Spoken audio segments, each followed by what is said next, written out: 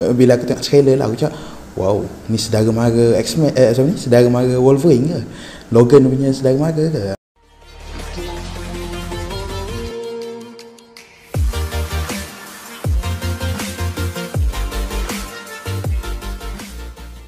Movie yang aku nak gebangkan pada kali ini adalah movie yang baru saja dirilis di platform Netflix, iaitu bertajuk Old Guard. Filem ni tak silap aku dilancarkan pada hari Jumaat yang lepas, iaitu sekitar 10 hari bulan, tak silap aku, 10 hari bulan Julai 2020. Okey, sejujurnya aku katakan filem ni aku mengambil masa 2 hari untuk aku habiskan tonton, sebab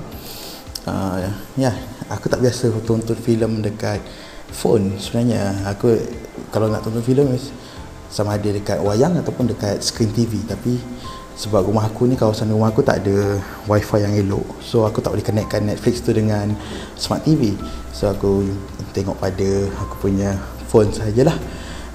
Dan bila tengok kat phone ni aku tak boleh fokus. Bila notification message masuk, aku balas message dan aku terlupa nak sambung balik tengok cerita tu. That's why lah aku ambil masa lebih kurang 2 hari untuk habiskan cerita Old Guards ni. Okay, cerita Old Guards ni dia punya kisah, tak silap aku dia ada adaptasi daripada sebuah komiks ataupun novel komiks lah aku rasa, yang mana aku tak sure berkenaan latar belakang komik tersebut. Cerita dia mengisahkan macam sekumpulan manusia ni yang mana dia orang immortal, yang mana dia orang tak boleh mati. Bila cedera dia orang akan sembuh balik, kalau bila mati dia orang akan hidup balik. Dia macam ala-ala watak Wolverine di dalam X-Men tu kan. So bila aku tengok cerita ni mula-mula aku cakap bila aku tengok trailer lah, aku cakap wow, ni saudara mara X-Men, ni saudara mara Wolverine ke? Logan punya saudara mara ke? Tapi rupanya tak ada kena-mengena pun dengan that's X-Men punya Wolverine. Dia sekitar sekumpulan ni, dia ada 4 orang watak yang ditunjukkan pada permulaan cerita, iaitu Andy yang paling tua lah, perempuan, siapa pelakon dia tu aku lupa, rambut pendek tu. Kemudian Booker, Nikki dan Joe. Kemudian dia orang ni telah ditipu, diperangkap oleh someone lah yang bernama Copley or something, di mana dia orang Copley ni cuba bagi dia orang satu tugasan, tapi rupanya tugasan tersebut adalah tugasan yang palsu. Dan kemudian terdapat juga satu watak baru yang bernama Nile, iaitu seorang wanita yang mana juga seorang Marine or askar US, aku tak sure. Dan dia baru discover yang bahawa dia adalah immortal juga, seperti 4 orang tersebut. So Andy ni terpaksa pergi cari si Nile ni untuk make sure Nile ni tak kesorangan dan dia tidak ditangkap atau diculik oleh orang lain lah. So daripada 4 menjadi 5, dan cerita ni berterusan sampailah at the end ada konflik-konflik yang berlaku, dan at the end ada sedikit plot twist yang mana bukanlah plot twist, dia macam rupanya ada someone yang betray them, macam tu. Okay, untuk plot cerita ni aku dapat rasakan, pada pendapat aku plot cerita ni adalah pada tahap sederhana je. Dia tak terlalu laju dan dia agak perlahan tu, boleh juga dikatakan agak perlahan lah sebenarnya. Dan daripada segi watak dan juga lakonan dalam filem ni, overall okay, aku tak ada masalah. Semua quite okay, cuma adalah watak Merrick tu aku rasa macam dia terlalu dibuat-buat dia punya watak untuk jadi villain tu. Yang lain just okay. Dan kesan bunyi ataupun muzik di dalam filem ini, okay, kat sini aku ada sedikit masalah dengan pada peribadi personally aku ada sedikit masalah dengan muzik yang dimasukkan di dalam filem ini, especially lagu-lagu lah. Aku dapat rasakan macam agak banyak lagu yang dimasukkan. Aku tak kisah sebenarnya, tapi iyalah, dia macam ni, dia bukan cerita musical, okay, dia taklah sebanyak macam cerita musical lagu dia, tapi aku faham banyak sekarang ni satu trend mana bila scene nak berlawan, nak bergaduh, kat situ diplaykan lagu sepanjang pergaduhan tersebut kan. Tapi ada certain lagu tu macam tak kena dengan dengan scene tersebut, dan ada yang lagu tersebut dimasukkan terlalu awal. So menyebabkan aku dapat rasakan macam on certain point, macam alamak macam tak kena pula lagu tu dengan scenes yang ditayangkan. Dan dia menyebabkan cerita tu pada personally aku adalah cerita tu ternampak di downgrade kan dia punya taraf. Dia macam hilang eksklusif apa ni, dia dah tak macam tak elegance, tak eksklusif sebab terlalu banyak lagu. Macam kau tengok cerita drama TV, dia macam masuk lagu kan. Tapi itu personally pendapat aku lah, aku tak faham apa ni, aku tak sure dengan pendapat orang lain, dia berbeza-beza pendapat kita ni kan. Okay, maaf ada sedikit gangguan bunyi di luar. Okay, so dari segi overall markah untuk filem ni adalah seperti berikut.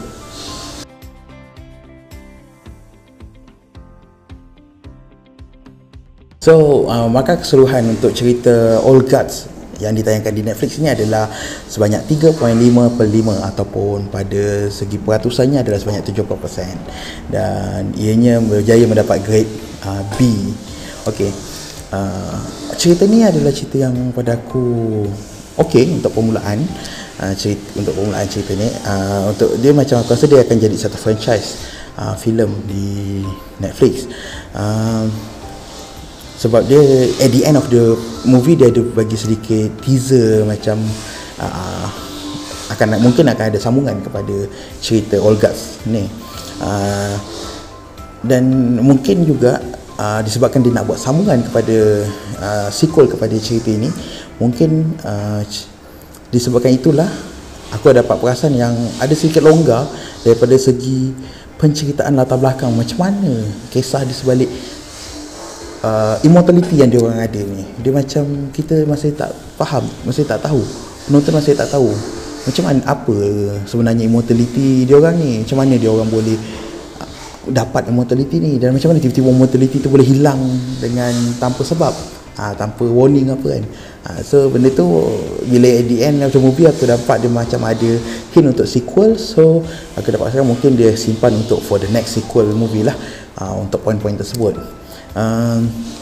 Lagi satu yang aku tak berapa suka dengan cerita ni, dia bukan aku tak suka, dia macam aku kurang senang sikit adalah ada satu scene tu. Dia scene ni, yes, aku faham dia cerita luar negara ni sekarang banyak cuba untuk memasukkan bermacam-macam elements di dalam filem dia, elements feminism, elements of LGBT or something, freedom of pride or something. Ya, aku tak kisah, aku bukannya okey dengan benda tu, tapi aku tak kisah apa benda tu lah, tak ada orang lah dia nak masukkan. Kita sebagai penonton dah dewasa, kita boleh fikir sendiri, nilai sendiri mana yang okey kita terima, mana yang kita tak okey kita just tengok sebagai hiburan sajalah. Okey. Dia ada satu scene di mana dia menunjukkan watak dua orang ni. Daripada awal dia macam bagi hint-hint lah yang macam watak Joe and Nikki ni dia macam somewhat a couple of gay. Ya, aku macam daripada awal tu dia bagi hint-hint, so aku rasa macam okay, that hint is enough untuk mengatakan bahawa dia orang tu a couple of gay, dan aku rasa cukup sebenarnya. Tak perlu dia nak buat satu scene di mana ada satu scene tu dekat dalam satu van mana Nikki and Joe telah ditangkap, dan tiba-tiba kau tengah dalam waktu genting kau tangkap, tiba-tiba kau boleh buat confess ala-ala Romeo and Juliet, apa ni, romantic confess berdepan-depan, di mana keliling kau ni tengah apa ni, baru just kidnap kau kan. So macam scene tu macam alamak macam bukan pasal scene tu, pasal scene elemen LGBT tu, tapi sebab scene tu macam kau terasa macam dia terlalu